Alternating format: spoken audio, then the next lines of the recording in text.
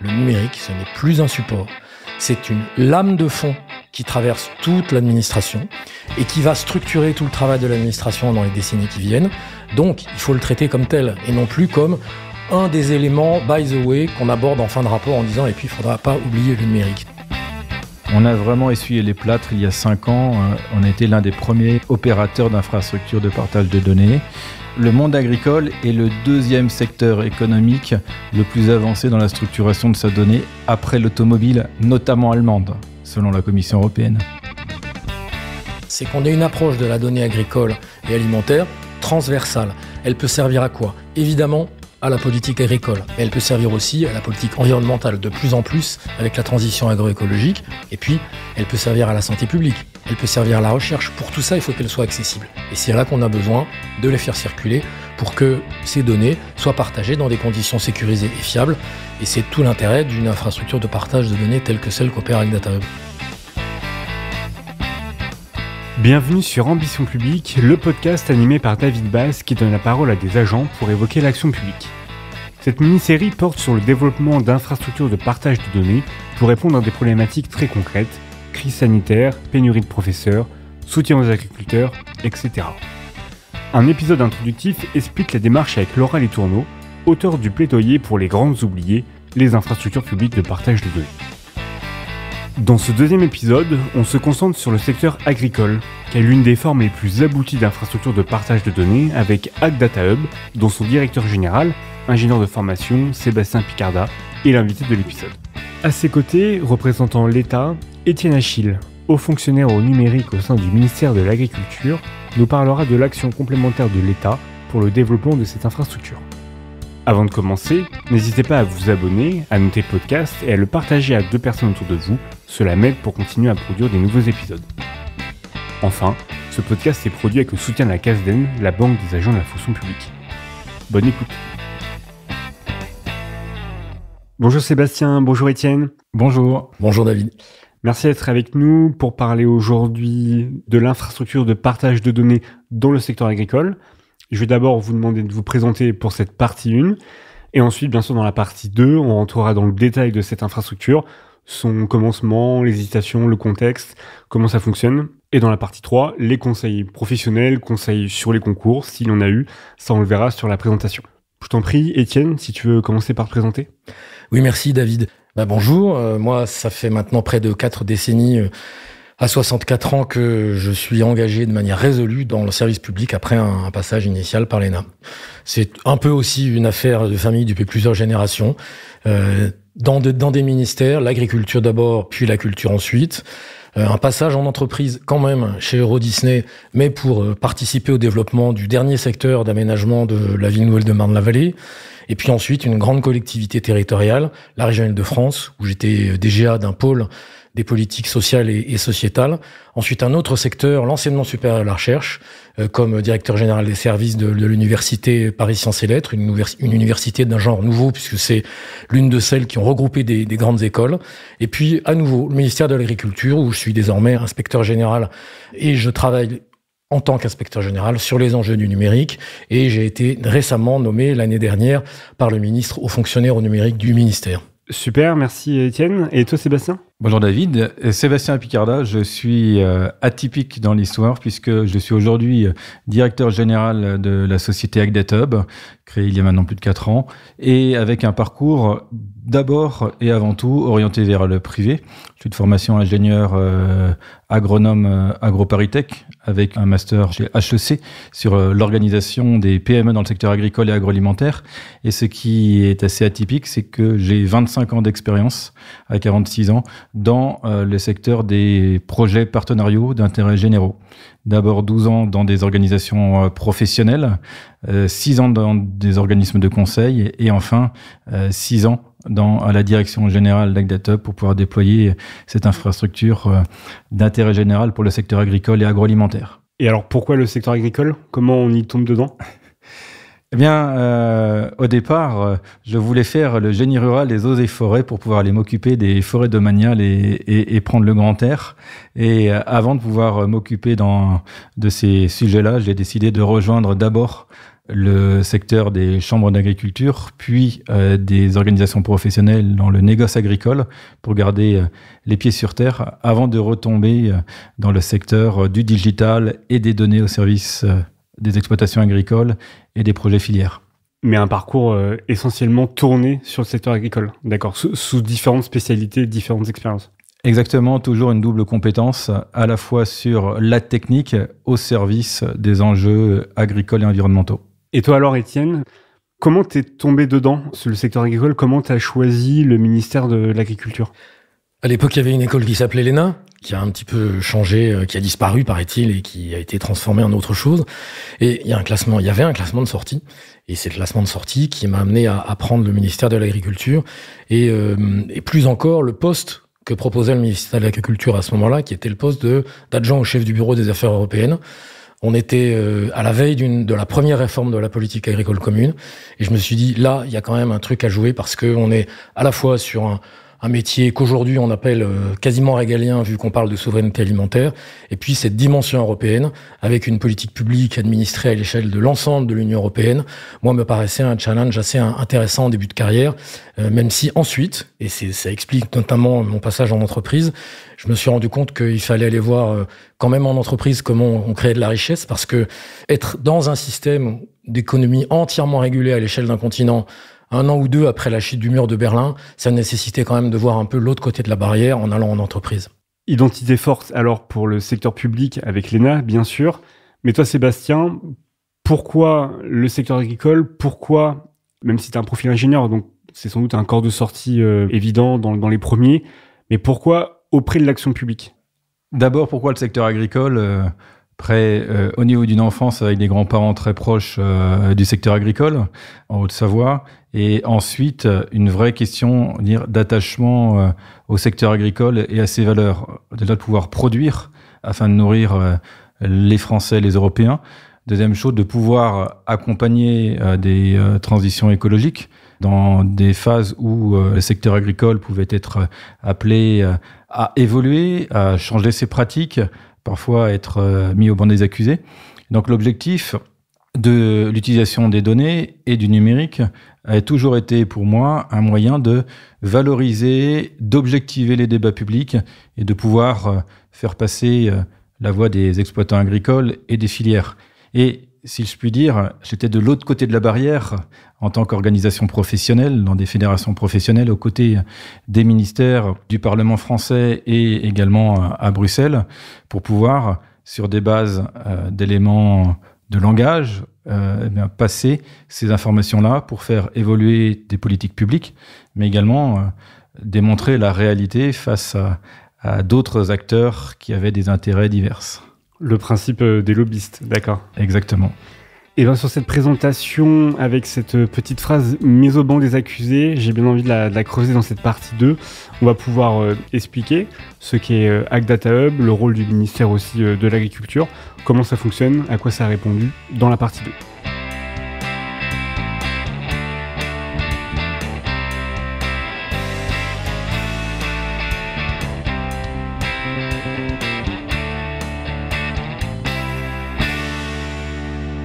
Partie 2 sur l'infrastructure publique de partage de données. On rentre dans le dur. Première question classique, le contexte à l'époque. Pourquoi on arrive à cette infrastructure? Pourquoi il y a un besoin? Peut-être Sébastien? Avant tout, c'est une vision des élus agricoles il y a 10 ans qui se sont rendus compte qu'ils étaient de plus en plus observés par des acteurs du machinisme agricole, des agrofournisseurs, des acteurs industriels ou des distributeurs qui souhaitaient développer leur propre service marketing ou segmentation de leurs produits agroalimentaires ou apporter des nouveaux services d'accompagnement des exploitants agricoles. Et pour ce faire, ils avaient besoin de données. Et les agriculteurs se sont dit, non mais à un moment, de plus en plus d'acteurs vont nous demander les données, des acteurs privés, mais également des acteurs publics dans le cadre des déclarations PAC ou d'autres démarches agro-environnementales. Et il nous semblait important, nous, élus agricoles, il y a 10 ans, de pouvoir cadrer et encadrer l'usage de la donnée. Et c'est dans ce contexte-là qu'au niveau européen a été rédigé le premier Code européen de bonnes pratiques sur le partage des données. Parallèlement aux questions et aux réflexions des agriculteurs, des élus agricoles, le ministère de l'Agriculture, à l'époque, avec son ministre Stéphane Le Foll, en 2017, a mandaté Jean-Marc Bournigal afin de rédiger un rapport, afin de mettre en perspective les enjeux du numérique sur les 10 prochaines années jusqu'en 2025. À ce titre, l'une de ses conclusions a été la nécessité de mettre en place un portail infrastructure de partage de données publiques afin de sécuriser les usages des exploitations agricoles. Mais quand ce projet a été présenté aux organisations agricoles, celles-ci se sont dit, c'est l'époque de l'open data. Attention, nous ne pouvons pas mettre à disposition les données de nos exploitations agricoles ouvertes à tous, aux acteurs économiques, aux ONG, parfois à certains acteurs publics, parce qu'elles rendent visible l'intégralité des pratiques agricoles sur nos fermes. Donc c'est à ce titre qu'en 2017, dans la foulée, a été créée la société AgDataHub afin de déployer ça, épisode qu'on va détailler un peu plus loin. Alors 2017, création de AgDataHub, l'État, Étienne, je me tourne vers toi, comment il réagit, comment il interprète cette naissance, les recommandations de ce rapport ? Alors l'État, d'abord, il a commandé ce rapport. Je le rappelle, ça veut dire qu'il y a une vision à ce moment-là, très claire, de l'impératif numérique dans le fonctionnement des politiques publiques et dans le pilotage des politiques publiques. Et de fait, il faut rendre hommage au ministre de l'époque qui non seulement a commandé ce rapport, mais le ministère de l'Agriculture a également soutenu financièrement, par un de ses instruments de soutien, le projet, je veux dire, à la racine d'AgDataHub, qui a été soutenu à travers un dispositif spécifique du ministère, parce qu'on avait perçu à ce moment-là que ce sujet allait monter et qu'il fallait mettre de l'argent public dessus pour commencer à l'expertiser et après tout, pourquoi pas faire une preuve de concept, de manière à s'assurer de la validité de l'orientation qui avait été donnée. Et au fond, on peut se dire que le top départ, en quelque sorte, de la réflexion puis de l'action opérationnelle à travers cette société sur les infrastructures de partage de données agricoles, il est venu d'un soutien public qui a mis en quelque sorte le pied à l'étrier de ce projet. D'accord, pour le rôle de l'État qui est vraiment à sa naissance, est-ce que tu peux nous donner quelques chiffres sur le secteur agricole pour qu'on se rende compte un petit peu du poids dans la société française, du poids dans l'économie ? Est-ce que ça représentait un gros dossier pour le ministère ou non ? Alors, le numérique, c'est très paradoxal, est à la fois un sujet parfaitement présent au ministère depuis des décennies, parce que tout le monde sait qu'il y a des robots de traite pour les vaches depuis 30 ans. Donc les agriculteurs produisent de la donnée depuis plusieurs décennies. Et du côté public, la politique agricole commune, c'est quand même une énorme machine qui paye 9 milliards d'euros d'aide aux agriculteurs français par an. Et tout ça, ça se fait comment ? Par des télédéclarations en ligne des agriculteurs à l'organisme, à l'opérateur de l'État, à l'agence de services et de paiement qui les traite et qui ensuite assure le paiement des aides. Donc, le numérique et l'agriculture, en fait, c'est une affaire parfaitement établie et ancienne. La seule chose, c'est qu'on ne parle pas tout à fait, là, des mêmes choses. Quand on va parler d'AgDataHub et des infrastructures de partage de données, là, on va parler de la révolution numérique qui est en cours. Et ça, c'est quelque chose de plus récent, qui, on va dire, date du milieu des années 2010. Et d'ailleurs, c'est pas un hasard si le ministère de l'Agriculture, à l'époque, commande un rapport sur ces sujets-là. Il sent bien qu'il y a un sujet. Et c'est le moment où on se rend compte que de plus en plus d'actions publiques vont devoir être pilotées à partir des données. Alors, on peut dire, mais avant, on faisait comment pour piloter ? Avant, on avait des données papier. On avait des tableurs, on avait des papiers et on avait des notes. Aujourd'hui, on sait que ce qu'on produit comme norme est ensuite transformé chez les acteurs économiques par de l'action opérationnelle qui, elle, de plus en plus, se fait à travers des outils numériques.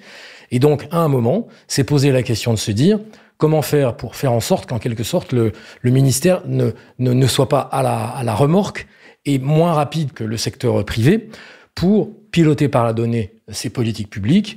Et c'est ça que le ministère a appelé la révolution numérique. C'était d'ailleurs la une de son magazine interne en 2017. Et au fond, ça voulait bien dire que on a déjà une grande pratique, on va dire, de ce qu'on appelait l'informatique. Et maintenant, il faut faire la révolution numérique. C'est-à-dire qu'on change de point de vue. On n'est plus dans je produis des données by the way par les politiques publiques que je mène ou par l'action économique que je mène. Mais en fait, on regarde de manière transversale qu'est-ce qu'on produit comme données, comment elles peuvent servir aussi bien à l'amélioration des pratiques des agriculteurs, parce qu'on peut leur renvoyer ensuite Ils peuvent réutiliser les données qu'ils produisent au titre de la PAC.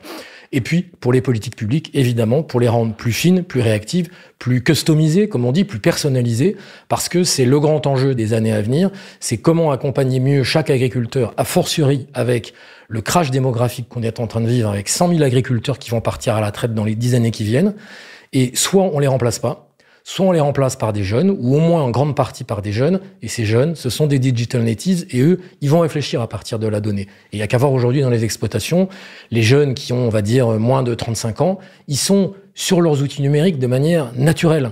Donc, on est face à cet enjeu où le ministère, comme beaucoup d'administrations qui l'ont fait, et qui l'ont fait pour la plupart d'entre elles un peu plus vite que le ministère de l'Agriculture, ce qui est paradoxal puisque ce ministère était très familier de l'informatique et des données. Donc le ministère, lui, doit aussi faire sa révolution numérique. Et je pense que le fait d'avoir nommé un haut fonctionnaire au numérique l'année dernière de la part du ministre répond aussi à ça. C'est de donner l'un des signaux comme quoi on a embrayé sur la transformation numérique. Et dans la relation à la profession, ça se voit beaucoup puisque la crise agricole qui a été vécue au printemps a bien montré que dans les revendications des agriculteurs, au moins un tiers relève de la simplification. Et la simplification, aujourd'hui, ça se fait pas uniquement en remplaçant 5 formulaires CERFA par un seul. Ça se fait beaucoup en transformant tout ça en échange en ligne et en permettant beaucoup plus de fluidité, de suivi de l'évolution de son dossier, etc. Donc, c'est ça qui a comme contexte politique, je dirais administratif, derrière l'enjeu des infrastructures de partage de données. Et je terminerai en disant, comme l'a évoqué Sébastien, que tout ça a un arrière-plan européen majeur, puisque l'Europe, depuis maintenant 4 ans, a décliné une série de cadres de référence réglementaires en matière de numérique, et que c'est dans ce cadre-là que maintenant l'ensemble des acteurs économiques et des administrations vont devoir opérer en matière de production, échange, partage et valorisation de la donnée. Merci pour ce complément sur le contexte administratif. Pour être bien sûr, donc le haut fonctionnaire au numérique, on a bien compris que c'était toi, mais avant, en 2017, quand on a AgDataHub qui se lance, quand on a ce rapport, toi, ton rôle au ministère de l'Agriculture, c'est lequel ? Moi, 2017, c'est l'année où je reviens au ministère de l'Agriculture, dans une partie du ministère qui s'appelle le Conseil général de l'alimentation, de l'agriculture et des espaces ruraux, en quelque sorte l'agence de consultants interne du ministère, le think tank, comme on s'appelle nous-mêmes, comme il y en a dans la plupart des ministères. Ça s'appelle inspection générale chez certains et conseil général chez nous. Et lorsque j'arrive, je me rends compte que le numérique, qui est pourtant un sujet qui est à la une, comme je le disais, du magazine du ministère, n'arrive pas tant que ça dans les sujets dont on nous charge, dont le cabinet du ministre nous charge, n'est pas très présent dans les rapports que nous produisons. Et je me dis, là, il y a un hiatus. Et donc, à ce moment-là, moi, j'ai proposé qu'on crée en fait une petite instance et de veille et de travail de fond dormant sur le numérique, de façon à ce que, quand on allait nous saisir sur des sujets numériques, on soit capable, qu'on ait une vision, qu'on ait des contacts, qu'on ait un réseau, et que ça permette de répondre aux ministres quand on nous saisit, et que en clair, les paragraphes sur le numérique dans les rapports qu'on produit ne commencent pas par la phrase « et par ailleurs, il faudra examiner les conséquences numériques de tout ça ». Longtemps, on nous a dit le numérique, c'est du support, comme les RH, comme etc. Mais tout le monde sait, et c'est l'inspection générale des finances dans son rapport de janvier 2023 sur les ressources humaines numériques de l'État qui le met au début de son rapport, qui dit le numérique, ce n'est plus un support, c'est une lame de fond qui traverse toute l'administration et qui va structurer tout le travail de l'administration dans les décennies qui viennent. Donc, il faut le traiter comme tel et non plus comme un des éléments, by the way, qu'on aborde en fin de rapport en disant « et puis il faudra pas oublier le numérique ». Donc, moi, je mets en place ce petit groupe de travail qui fait des auditions. On a reçu, par exemple, un président d'une des 3 grandes coopératives françaises qui nous a dit « nous, c'est clair, le numérique, on le met au cœur de notre stratégie parce qu'on sait que nos adhérents doivent absolument se rendre compte que le numérique, c'est par ça qu'ils vont piloter leurs exploitations dans les années qui viennent ». Numérique comme lame de fond des politiques publiques, on va l'explorer donc nécessairement avec cette mini-série, avec les autres épisodes sur le logement, la santé et autres. Toi, Sébastien, avec ta position un peu particulière, qui est donc une société à capitaux privés et qui fait l'interaction entre les différentes institutions européennes, nationales et le secteur agricole au plus proche des agriculteurs, tu peux nous donner peut-être des éléments de contexte aussi en termes de chiffres et ce que vous faites au final ? Effectivement, on intervient en tant que société, mais c'est quasiment une société d'intérêt général. Quand elle a été créée, l'objectif qui a été rappelé et attribué à la société par les organisations agricoles, mais également avec l'appui des financeurs publics que sont BPI d'une part en soutien d'aide d'État et l'implication de la Caisse des dépôts et consignations sur ses fonds propres qui a rejoint le capital d'AgdaTub en 2020 et en 2022, a été de rendre interopérables et interconnecter les 400 000 exploitations agricoles avec leurs 85 000 partenaires amont et aval au sein des filières. Donc, Étienne a parlé de tous les enjeux, lames de fond internes vis-à-vis de l'administration. D'une part, nous, au sein de la société, nous avons dû accompagner des décideurs, des coopératives agricoles ou d'autres acteurs du monde agricole pour pouvoir bien déjà également traverser cette lame de fond et dire l'importance de pouvoir piloter la donnée et gérer tous les éventuellement freins au sein des exploitations agricoles au partage de données. Globalement, le but, c'est de dire, vous êtes assis sur votre tas de données, tout le monde veut y accéder, et il faut pouvoir l'ouvrir, mais pas à tout le monde. Et donc l'objectif est bien de pouvoir partager cette donnée à sa coopérative, à sa chambre d'agriculture, à un industriel ou à un autre fournisseur de services ou start-up, tout en étant sûr que la donnée elle va être utilisée, par exemple, pour faire une simulation sur la production de blé, identifier éventuellement des maladies à venir en fonction du changement climatique, gérer également le risque sur les cultures. Donc tous ces éléments-là sont des services qui sont apportés par l'écosystème. Et notre objectif en tant que plateforme et opérateur de plateforme est bien de pouvoir interconnecter les 400 000 exploitations agricoles avec leurs 85 000 partenaires amont et aval, dont 80% sont des TPE-PME. Naturellement, ça s'applique aussi aux collectivités territoriales, aux services déconcentrés, etc. Mais alors cette réflexion autour de AgdaTub, d'accompagner ces agriculteurs français, est-ce qu'il n'y a que vous qui le faites ou au niveau européen, c'est un mouvement qui est pris? C'est une très bonne question parce que on a en fait le monde agricole est le deuxième secteur économique le plus avancé dans la structuration de sa donnée après l'automobile, notamment allemande, selon la Commission européenne.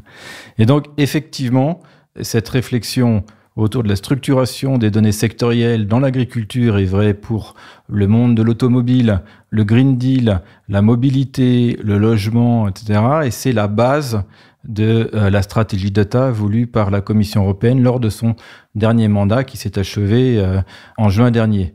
Cela s'appuie sur la définition d'espace de données, en anglais data space, sectoriel, qui a pour objectif de créer une nouvelle liberté de circulation au sein de l'Union européenne, qui est la libre circulation des données, le marché européen de la donnée. Et pour ce faire, afin de pouvoir faire circuler la donnée, encore faut-il avoir des infrastructures ou des réseaux qui soient interopérés. C'est l'objectif du Data Space Agriculture, dont AgdaTub a contribué à préfigurer les grands principes au sein d'un consortium indiqué Agri-Data Space avec une quinzaine de partenaires pour justement définir les plans de la maison. Maintenant, on est dans une phase où, avec la nouvelle Commission européenne, dans l'attente de la mise en place des différents commissaires, eh bien, le prochain mandat, 2025-2028, verra le déploiement de ces espaces de données, notamment celui dédié à l'agriculture. Une réflexion européenne, donc, mais AgdaTub, est-ce qu'elle s'adresse aux agriculteurs allemands, aux agriculteurs espagnols, ou uniquement aux agriculteurs français, et on a un AgdaTub version allemande? Enfin, comment ça fonctionne? Est-ce que toi, tu participes en tant que directeur général d'AgdaTub au comité de ce data space agricole? Comment ça se situe? On est au cœur du soft power français puisque AgdaTub est également coordinateur du consortium qui a en charge le déploiement du data space avec 35 partenaires présents dans 22 États membres. Je laisserai Étienne compléter sur l'implication du ministère de l'Agriculture à ce sujet-là. Effectivement, on va prendre l'exemple des opérateurs télécoms. Notre vision, à nous, dans le secteur agricole, est qu'il n'existera pas un opérateur unique d'infrastructures européen. Nous sommes là dans le principe de mise en place de réseaux de ces infrastructures à minima au niveau national, voire transnational. Et l'objectif est de pouvoir interopérer cela pour que des données d'un agriculteur français puissent être utilisées par un agrofournisseur allemand ou un machiniste flamand afin de pouvoir récupérer ces informations-là. On est un peu dans l'analogie des télécoms. Si on se projette à 3-5 ans, notre vision est celle d'un abonné, d'un opérateur téléphonique mobile français. Si tu vas demain dans un autre pays en vacances, par exemple en Grèce, pour avancer sur ces sujets-là, tu ne payes pas un nouvel abonnement et tu ne payes pas de frais de roaming grâce à cette nouvelle liberté européenne de négociation des frais de roaming. Et donc, on se positionne vraiment sur un schéma très proche du schéma des opérateurs télécoms, notamment avec la mise en place de ces infrastructures physiques d'échange de données. Mais qu'on soit bien d'accord sur cet échange de données, l'agriculteur qui accède à AgDataHub, qui prend part, alors je ne sais pas d'ailleurs comment ça fonctionne, il faudrait que tu nous expliques s'il devient un sociétaire, s'il devient actionnaire, il donne ses données personnelles de l'exploitation, il accède à une base de données, mais il n'accède pas forcément à comment fait son voisin précisément. Il y a toute une protection de ces données, c'est ça ? Alors, effectivement, il faut préciser l'organisation. Avant tout, l'agriculteur n'est pas directement connecté à AgDataHub. L'agriculteur aime la technique. On a quelques agriculteurs geeks, mais il faut que ça soit simple pour lui. Donc la seule application qu'il a, c'est une application sur son mobile qui lui permet de dire « Oui, j'accepte de partager ma donnée avec le ministère, avec ma coopérative, avec ma chambre d'agriculture. » D'accord, pour la vision européenne à laquelle AgDataHub participe. Mais alors le ministère de l'Agriculture, comment il se positionne par rapport déjà aussi à AgDataHub qui est né en 2017, comment le ministère l'a perçu, parce que ça naît d'une recommandation, mais c'est peut-être pas non plus si évident que ça, et par rapport aux enjeux européens où d'autres pays, d'autres États mettent aussi en place ces démarches d'infrastructures de partage de données sur le secteur agricole.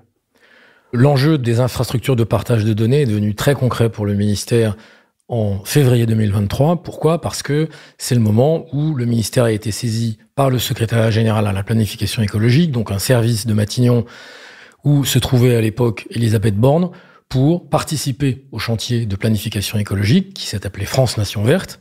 Et dans ce chantier, il y avait un sous-chantier qui s'appelait la feuille de route numérique, qui visait tout simplement, sous le pilotage de Laura Letourneau, donc l'autrice du rapport qui vient de sortir, à outiller la planification écologique avec le numérique. Pourquoi ? Parce que, en fait, quand on regarde bien, le changement climatique, c'est aussi grave pour l'agriculture que, par exemple, la pandémie de Covid pour nos sociétés et nos économies. Parce que ça fissure à peu près tous les fondements du système. Ça fissure les questions de sol, ça pose le problème des questions de semences, de résistance des animaux, etc. Enfin, je passe de climat, évidemment, et que quand tous les paramètres de la production agricole et du coup du pilotage des politiques publiques bougent en même temps, ce que déclenche aujourd'hui la crise climatique, on voit bien qu'on n'y arrivera plus à la main. Il va bien falloir qu'on ait des outils, et des outils précis et fiables, qui captent de la donnée, qui permettent de diagnostiquer d'où on part, qui permettent de suggérer, comme l'évoquait Sébastien, des pistes d'évolution de pratiques culturelles ou d'élevage, de pouvoir avoir un feedback très rapide sur la mise en œuvre de ces nouvelles pistes, pour pouvoir infléchir la pratique si c'est nécessaire, et avoir surtout le retour sur est-ce qu'on progresse pas vers davantage d'écologie, en clair, et surtout, est-ce que tout ça, ça permet toujours de produire de la matière première pour se nourrir, de protéger quand même l'environnement davantage qu'on ne le fait aujourd'hui dans le secteur agricole, et tout ça, ça nécessite des outils pour diagnostiquer, mesurer, ça nécessite des outils pour synthétiser tout ça, l'analyser, et ça, c'est le fameux métier de data scientist qui émerge avec beaucoup de force aussi dans notre secteur, pour pouvoir et conseiller les politiques publiques et mieux les orienter, et conseiller et orienter les agriculteurs, parce que, et c'est tout l'enjeu du système d'infrastructure de partage de données, c'est que toutes ces données vont devoir circuler beaucoup plus entre le privé et le public, entre le privé et le privé, et entre le public et le privé.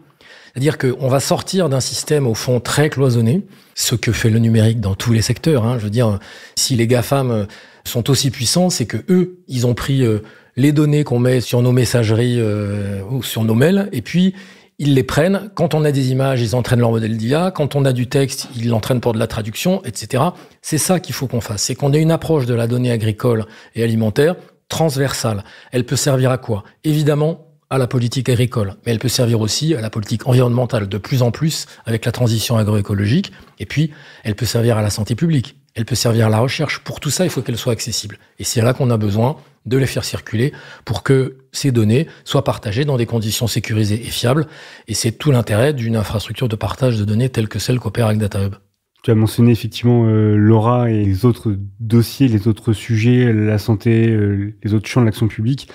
C'est effectivement tout l'intérêt donc, de cette mini-série, de montrer la raison d'être de ces infrastructures de partage de données et comment ces acteurs ont pris le pli et ont suivi. Mais alors, avec DataHub, quand on est agriculteur et qu'on lance son exploitation, comment ça fonctionne? Est-ce qu'on adhère à DataHub? Est-ce que c'est DataHub qui vient nous voir et qui nous dit je peux t'aider à améliorer ton exploitation? Comment ça se structure? Alors, pour l'agriculteur, moins il voit DataHub, mieux il se porte. Très concrètement, je prends l'exemple de mon président, Sébastien Windsor. Il est agriculteur en Normandie et on a identifié sur son exploitation agricole 30 sources de données différentes. Sa station météo, son système de gestion parcellaire en ligne, son dossier télépack, son tracteur, sa moissonneuse-batteuse, son distributeur d'aliments du bétail, etc. Et tous ces organismes et tous ces outils génèrent de la donnée. D'accord ? Lui, ce qu'il veut, il veut pouvoir partager la donnée de sa station météo avec sa coopérative, saisir les informations de son parcellaire dans son outil parcellaire, mes parcelles, et les envoyer à Télépack en un simple clic.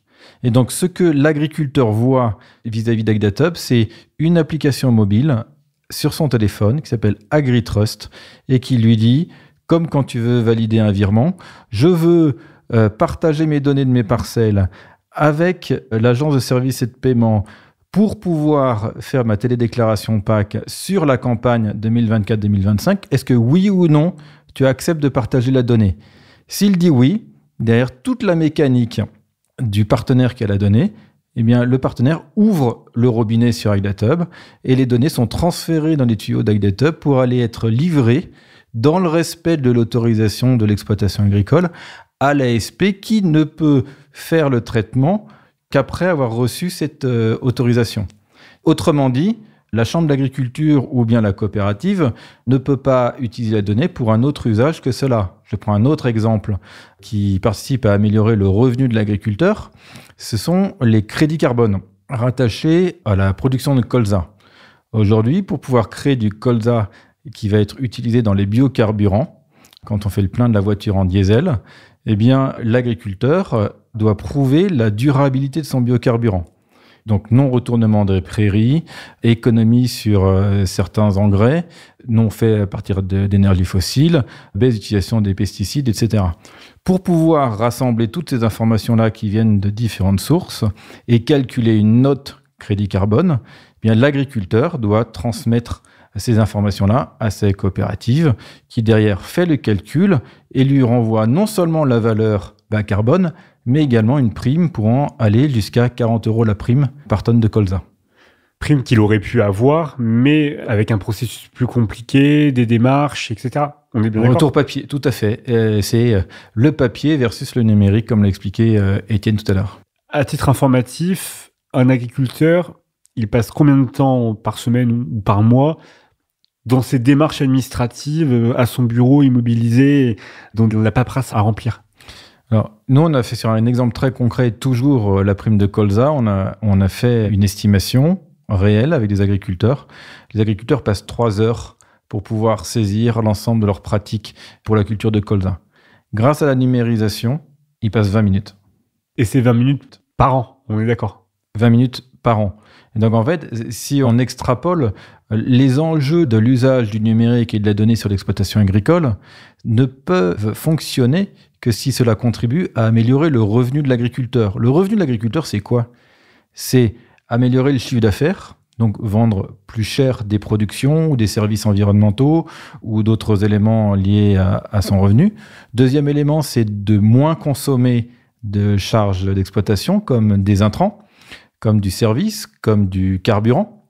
Et puis, troisième dimension souvent oubliée, économiser du temps. sur l'administratif, c'est ce que tu viens de dire.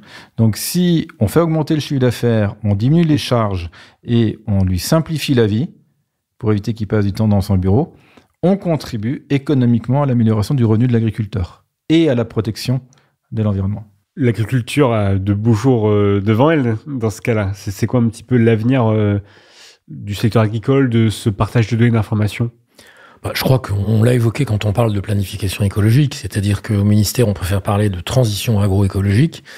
Pourquoi ? Parce que la notion de transition montre bien qu'il y a un processus qui va prendre probablement un certain temps, qui va nécessiter pas mal d'outils et probablement pas mal d'investissements publics. C'est l'objectif de la planification écologique. En 2024, le ministère de l'Agriculture a eu 1,3 milliard supplémentaire dans son budget pour enclencher plus rapidement la planification écologique, ce qui montre que le gouvernement avait identifié l'enjeu agricole, parce qu'on le sait, l'agriculture est le deuxième contributeur à l'émission de gaz à effet de serre, et qu'à partir de ce moment-là, comme vient de le dire Sébastien, utiliser moins d'intrants, en ayant des pratiques qui maintiennent la productivité, qui donc maintiennent le revenu, c'est l'enjeu des années qui viennent. Et comme on ne peut pas dire que la demande alimentaire baisse, mais qu'en revanche, les aléas, comme exactement on vient de le dire aussi Sébastien, sont de plus en plus forts, puisqu'on le voit cet été avec la récolte de céréales qui est une catastrophe, et qui n'est une catastrophe que pour des raisons climatiques. Certes, dans le passé, il y a eu aussi des mauvaises années de récolte, mais là on sait très bien que les anomalies météo sont clairement assimilables, en tout cas explicables par le changement climatique. Donc, pour piloter de pareils bouleversements, c'est maintenant qu'il faut investir dans la meilleure connaissance de ces phénomènes.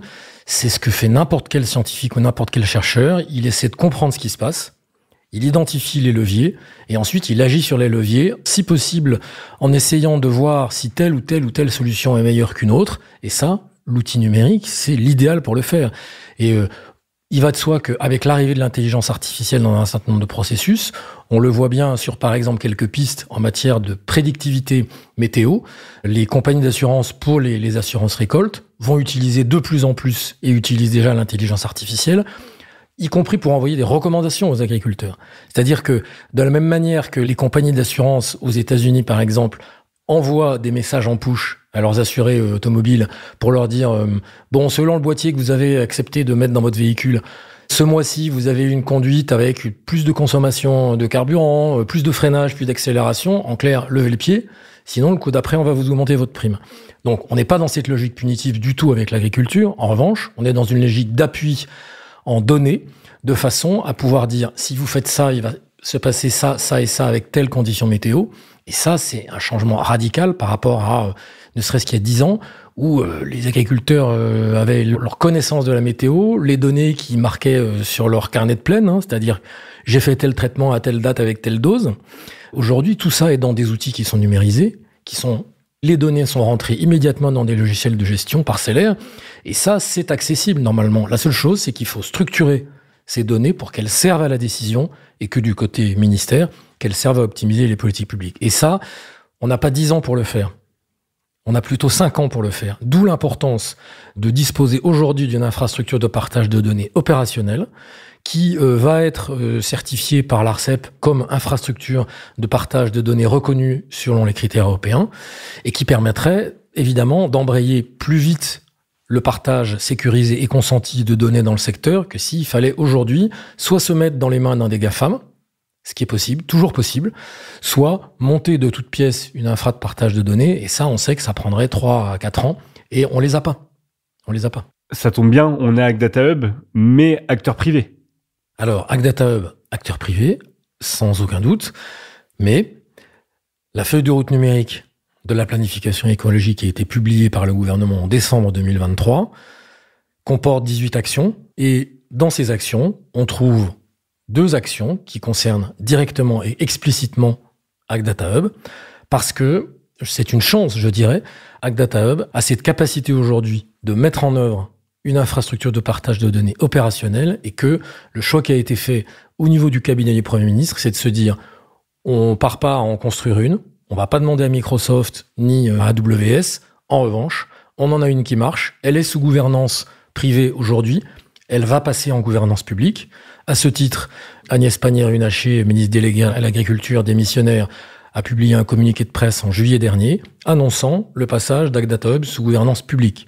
Donc, on voit bien que là, il y a du côté de l'État une action très volontariste qui est de dire on dispose d'une infra de partage de données dans le secteur agricole et alimentaire, on va l'activer au point d'en prendre la majorité publique de façon à ce que cet outil soit d'intérêt général et qu'il ne souffre plus de l'éventuel inconvénient d'avoir des actionnaires privés à son tour de table qui pourraient dissuader un certain nombre d'acteurs d'avoir recours à ces services.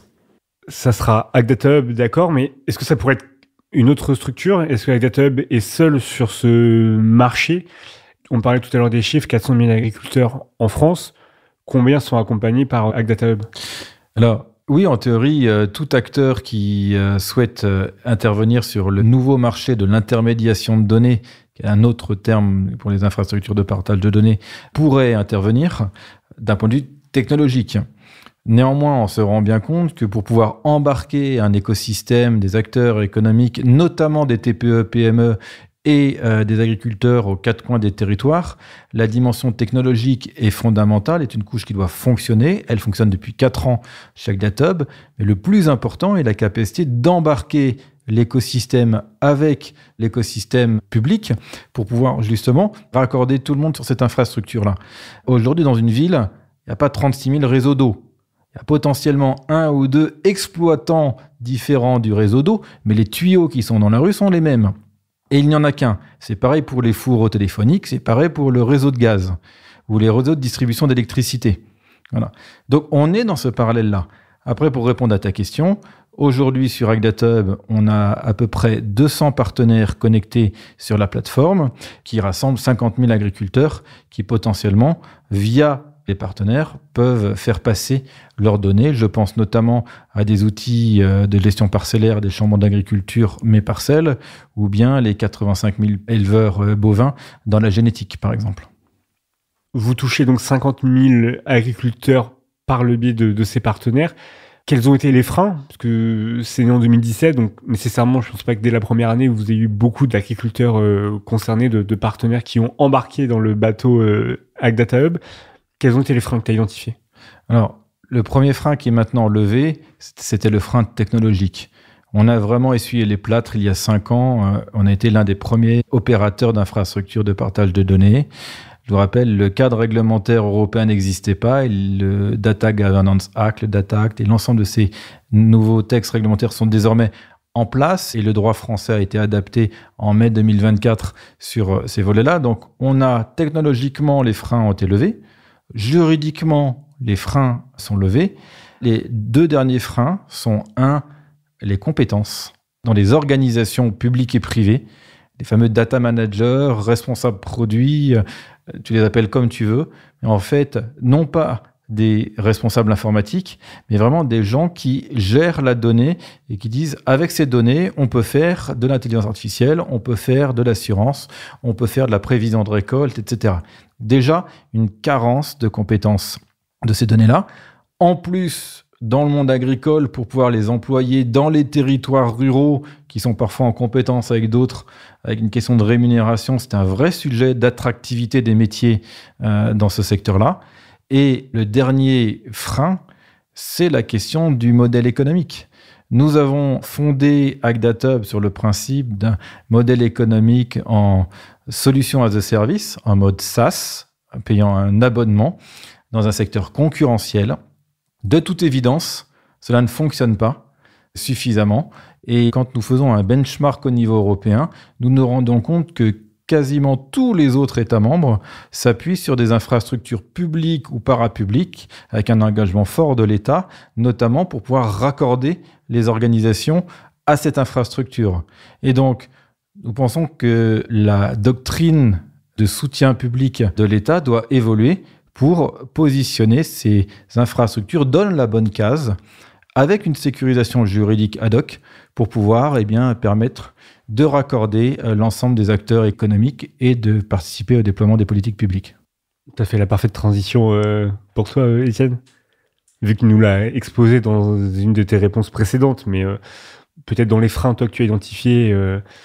Donc, je dirais que sur les compétences internes, le ministère a fait le nécessaire avec l'aval du gouvernement et les compétences numériques vont être présentes dans les effectifs. Maintenant, en termes de freins, il y a aussi la vision de la transformation numérique, qui s'est construite un peu récemment, et qui se traduit d'ailleurs dans une feuille de route ministérielle comme partout, mais on peut dire qu'il y a eu ces freins-là à l'intérieur du ministère qui sont en train d'être relevés avec l'impulsion politique que j'évoquais tout à l'heure. Dans la profession, il faut reconnaître que, à la suite du rapport de 2016 sur le portail de données, la profession a fait passer le message en disant « nous, on préférerait gérer ces enjeux de données nous-mêmes ». On n'a pas envie que l'État s'en mêle et que le gouvernement et que le ministère s'en mêlent, d'où l'émergence d'une structure privée, à capital majoritairement privé, certes ayant aussi recours en partie aux fonds publics, mais de pilotage privé. Et aujourd'hui, c'est intéressant de voir que ce modèle-là, il est questionné par la profession elle-même, qui se dit peut-être que pour démarrer et faire accélérer une infrastructure de partage des données, on a peut-être besoin d'un amorçage public et que tout ça permettra d'accélérer et d'embarquer davantage de monde, en mettant en avant l'idée d'intérêt général pour, je dirais, rassurer les propriétaires de données et ceux qui ont besoin de ces données pour optimiser leurs activités. Donc c'est dans cet entre-deux qu'on se trouve.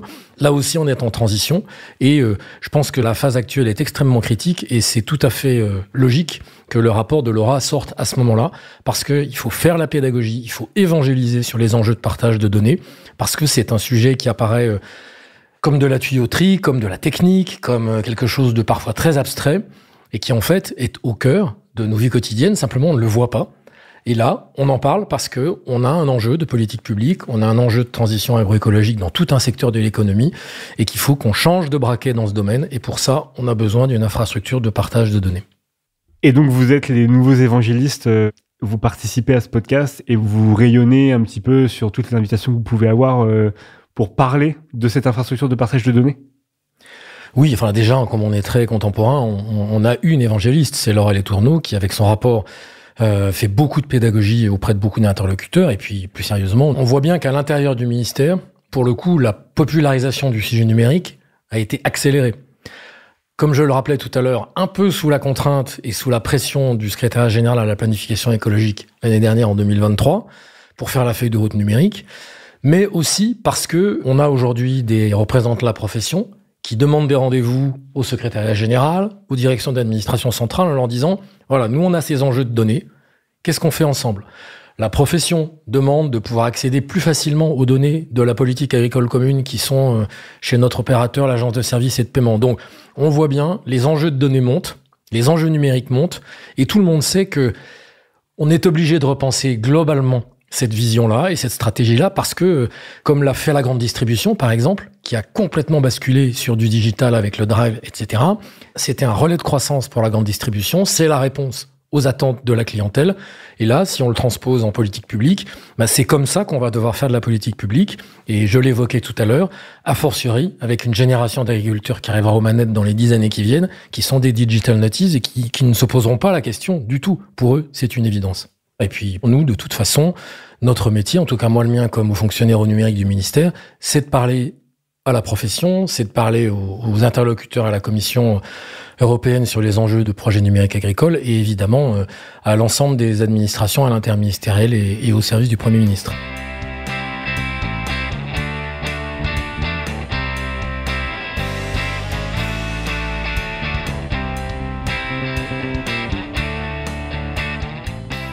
Partie 3 sur les conseils professionnels, conseils concours.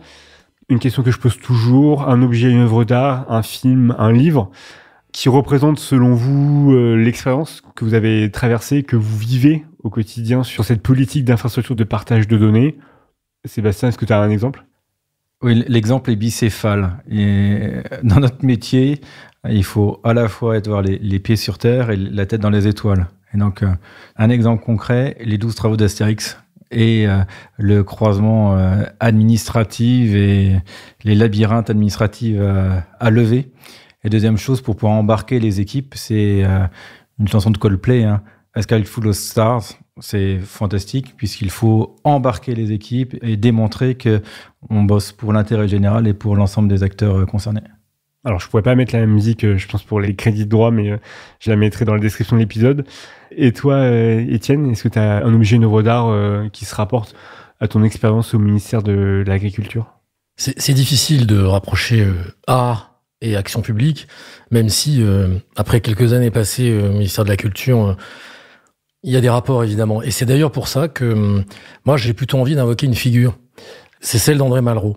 Pourquoi ? Parce qu'elle est très controversée, on le sait aujourd'hui. C'est quelqu'un dont on sait qu'il a fait quand même du trafic d'antiquités asiatiques. Mais c'est quelqu'un qui est devenu ministre de la Culture, qui a donné cette impulsion invraisemblable à cette politique qui est extrêmement spécifique à l'échelle mondiale. Il n'y a que la France qui le fasse de cette manière. Et ça montre comment, dans un environnement d'après-guerre totalement à reconstruire, avec des intuitions, avec du travail et avec une vision, on arrive vraiment au résultat. Et je reprends ce mot, si j'ose dire, d'évangélisation. En 1 an et demi, depuis le début de l'année dernière, 2023, on a tellement fait progresser le sujet dont on vient de parler aujourd'hui, auprès de décideurs de très haut niveau, auprès d'acteurs de la profession. Et ce sujet qui monte tellement vite, il faut qu'il soit porté, il faut qu'il soit incarné. Et là, on en a eu un exemple pendant quelques mois avec la ministre déléguée chargée de l'agriculture qui a réellement donné une impulsion. Et je crois que si on a dans le secteur public des gens qui ont une vision, une vraie vision stratégique, qui la portent, qui l'insufflent à l'administration, on y arrive. Et je crois que c'est même surtout comme ça qu'on va arriver à dépasser un certain nombre de difficultés et à relever les défis de la société, a fortiori sur le numérique. Ok, très bien. 3 exemples en tout cas bien différents. Un film, une chanson et un personnage qu'on pourrait qualifier plutôt d'historique maintenant. Est-ce que maintenant vous pouvez nous donner quelques conseils, alors plutôt sur les concours, même si la formule de l'ENA a changé, il y a forcément quelque chose à raconter, et sur aussi l'approche professionnelle. Étienne ? Oui, alors il en faut des comme nous. C'est-à-dire que on n'a rien d'exceptionnel. On a juste décidé qu'on allait mettre nos 8, 9, 10, 11, 12 heures par jour utilisables au service de l'intérêt général. Il y en a plus besoin que jamais. On le voit dans un certain nombre de secteurs de l'action publique, notamment dans l'enseignement, où on ne remplit plus du tout les quotas des concours. C'est préoccupant. Ce que je peux dire, c'est que les métiers d'encadrement et de conception sont peut-être un petit peu moins difficiles à vivre qu'enseignant dans un collège, dans un département défavorisé, mais que il faut absolument conserver des vocations du service public, parce que c'est comme ça que ça marche dans notre pays. On voit bien qu'après 25 ans de RGPP et autres acronymes, où on a quand même pas mal désossé le système, et peut-être même, si je me hasarde jusque-là, jusqu'à la suppression de l'ENA, pour la remplacer par à peu près la même chose, on va dire, on voit bien qu'à chaque fois qu'on a érodé des pans entiers de l'action publique, c'est revenu dans les urnes très peu de temps après. Et les récents résultats électoraux, malheureusement, confirment ce diagnostic, c'est-à-dire arrêter de réduire les services publics, rendez-les plus efficaces, il faut que ça coûte un peu moins cher peut-être, et donc que ce soit plus efficient, mais il nous faut du service public, que ça soit d'ailleurs dans les campagnes ou dans les villes. C'est moins un problème géographique qu'un problème je pense, de constat des citoyens, que seule l'action publique ne les roulera pas totalement dans la farine, parce qu'on sait que de toute façon, du côté des opérateurs privés, il y a une logique de profit, et ça, on peut pas leur reprocher, c'est comme ça que ça marche. Du côté de l'action publique, pour autant qu'il y ait encore un peu de crédit de la classe politique, puisqu'on est quand même dans un système démocratique, l'action publique, elle est là pour servir de rempart en quelque sorte, et c'est pas la crise de la pandémie qui a démontré que c'était terminé. Le quoi qu'il en coûte, même Bruno Le Maire a dû s'y convertir, ce qui montre qu'à un moment, l'action publique, elle est là, elle reste. On a fondé ce pays sur l'action publique, que ce soit par Colbert ou par le général de Gaulle. Et au fond, même des libéraux, aujourd'hui, font de l'action publique par milliards, par dizaines, par centaines de milliards, et ça leur est même reproché. Sur les concours, c'est peut-être encore plus difficile aujourd'hui de voir l'intérêt de se soumettre à cet exercice par rapport à la réalité de ce que sera le travail, ou 2 ou 3 ou 4 ans, 5 ans plus tard. Mais il faut faire abstraction de la règle du jeu. C'est la règle. Il faut passer des épreuves de sélection. Et il faut réussir. L'important, c'est de ne pas perdre de vue l'objectif. L'objectif, c'est de se mettre au service de la collectivité, de l'intérêt général. Ça passe comme dans plein de domaines. Je veux dire, il y a des concours d'écoles de commerce, il y a des concours d'écoles d'ingénieurs, il y a de la compétition tous les jours dans le monde privé. C'est normal que pour sélectionner, on ait besoin de matière de sélection, et que parfois ça apparaît très loin de l'action publique, mais oublions et faisons abstraction de ces petits inconvénients temporaires. C'est juste pour y arriver, et une fois qu'on y est, là on comprend mieux le sens et on comprend mieux l'utilité qu'on a au quotidien. Merci Étienne. Et toi Sébastien ? Moi, je complète ce que dit Étienne sur 2 aspects. D'abord, soyez rêveurs, constructeurs et architectes. Parce que aujourd'hui, les infrastructures de partage de données peuvent paraître très théoriques, mais en fait, ça change la vie de milliers ou de millions de personnes. Et donc, partagez le rêve, la volonté et soyez fous pour pouvoir avancer dans la mise en œuvre de ces cas d'usage, parce qu'on y croit. C'est la première chose. Et deuxième chose, plutôt à destination des politiques. Je viens du monde privé. J'ai croisé pendant près de 25 ans des gens de l'administration centrale ou des collectivités territoriales avec de l'expertise, avec des gens qui sont engagés auprès de l'intérêt général. Regardez ce qu'il y a dans vos services. Allez dans vos services jusqu'au bureau du N-7 sur ces sujets-là. Plutôt que d'aller demander des études à des grands cabinets de conseil qui vous coûtent très cher. D'accord ? L'expertise est dans les services. Échangez avec les organisations professionnelles qui ont beaucoup de choses à dire sur ce sujet-là. Faites jouer l'intelligence collective avant de vouloir aller chercher des méthodes internationales et autres. Donc la solution, elle est chez nous, autour de la table, autour des acteurs de construction démocratique, et parlons-en. Et dernière chose, pour pouvoir avancer concrètement, tu parlais des concours sur ces sujets-là. Moi, le meilleur concours que j'ai fait, c'est quand je l'ai préparé Normal Sup avec une étude de bio de 9 heures, où j'ai pas eu une bonne note, mais ça a été l'un de mes plus beaux concours, parce que j'ai réfléchi, j'ai rêvé, j'ai vu des choses que je ne connaissais pas, avec un niveau intellectuel incroyable.